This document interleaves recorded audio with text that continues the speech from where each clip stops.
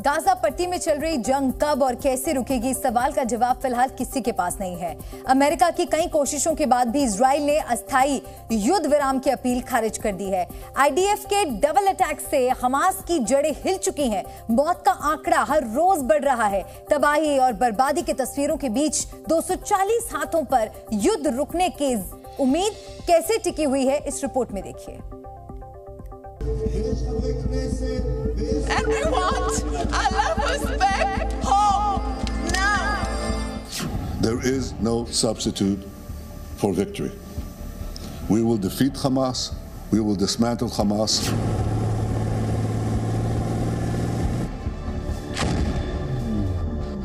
Hamas के खात्मे की कसम नेतन्याहू ने फिर दोहराई है। आईडीएफ के जवान उसी कसम को पूरा करने के लिए ऑपरेशन भी चला रहे हैं।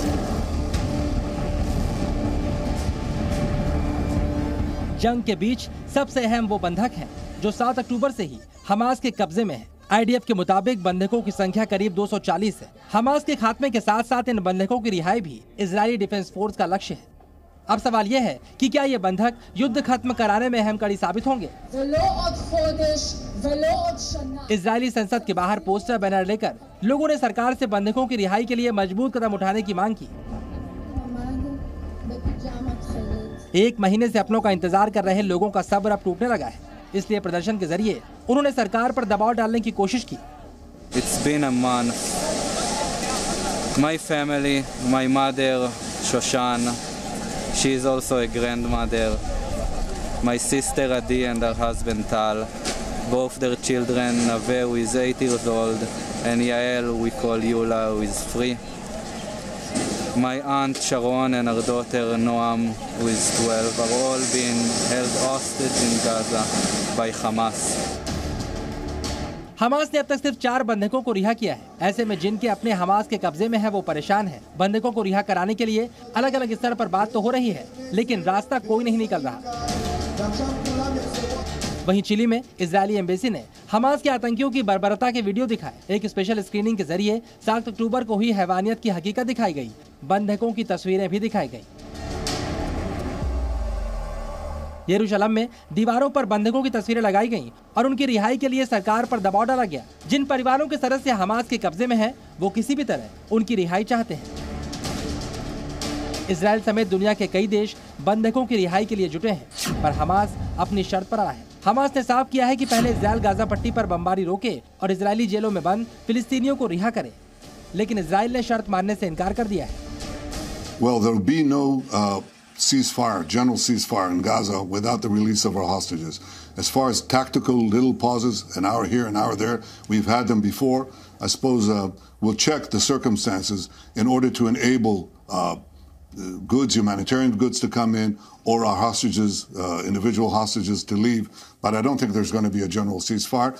It's not that I don't think. I think it will hamper the war effort. It'll hamper our effort to get our hostages out, because the only thing that works on these criminals in Hamas is the military pressure that we're exerting.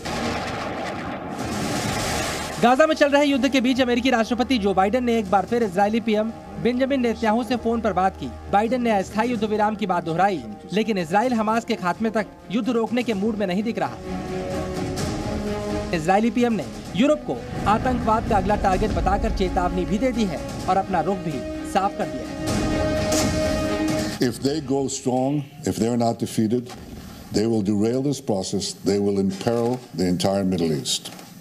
If the Middle East falls to the axis of terror, Europe will be next, and no one will be safe. This is not a local battle. This is a global battle.